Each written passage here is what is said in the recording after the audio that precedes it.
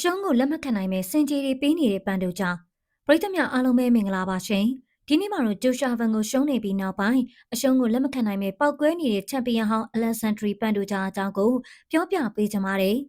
ပွဲပြီးကစားမှာ respect ရှိတယ်လို့နဲ့နောက်ပိုင်းမှာစိတ်ရုပ်ပေါ်လာတဲ့ပန်တို့ကြားတရားဘာတွေဖြစ်နေလဲဆိုတာကြည့်လိုက်ကြရအောင်ပါ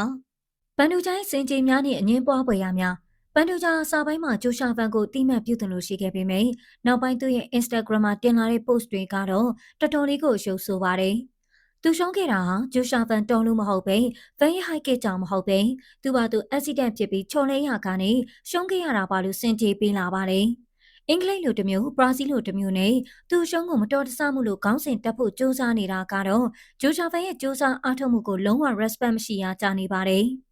ဆေးဘတ်ဆိုင်ရာပြဿနာနဲ့ပြိသက်တုံ့ပြန်မှုဒါနဲ့မကသေးပါဘူးအခုနောက်ဆုံးရတဲ့သတင်းတွေအရဆရာဝန်တွေကပန်တို့ကြားကိုတန်ရာချီနေကြောင်းတစ်နှစ်လောက်နိုင်ယူရမယ်လို့ညွှန်ကြားထားပါတယ်ဒါကိုပန်တို့ကြားဘက်ကလက်မခံနိုင်ပဲဒေါသတွေထွက်နေတယ်လို့ပရိသတ်တွေကလည်းသူ့ရဲ့စောလူဆာဆန်တဲ့ပြုမှုတွေပေါ်ဝေဖန်မှုတွေမြင့်တက်နေပါတယ်ကိုရိုင်းကရှုံးကိုဝင်မခံရင်ဆရာဝန်ကနားခိုင်းတာကိုလည်းမနာခြင်းနဲ့စိတ်ပိုင်းဆိုင်ရာပါထိခိုက်နေပုံရတဲ့ပန်တို့ကြားတရားတနေ့ကနေ3နှစ်လောက်ထိတော့အနားယူသွားရနိုင်တဲ့အခြေအနေမှာရှိနေပါတယ်ဂျိုရှာဗန်ရဲ့ရှေ့ခီးစဉ်တစ်ဖက်မှာတော့နိုင်ပွဲရထားတဲ့ဂျိုရှာဗန်ကတော့အောင်မြင်မှုလမ်းကြောင်းပေါ်ကိုရောက်ရှိနေပါပြီ။လက်ရှိမှာဂျပန်ဖိုက်တာနဲ့ပွဲတီဖို့ထံလာမယ့်ဖေဖော်ဝါရီလဟူစတန်တက်ဆတ်မှာကျင်းပမယ့်ပွဲမှာမန်နယ်ကပ်နဲ့ထိုးတက်ဖို့ရေပန်းစားနေပါတယ်။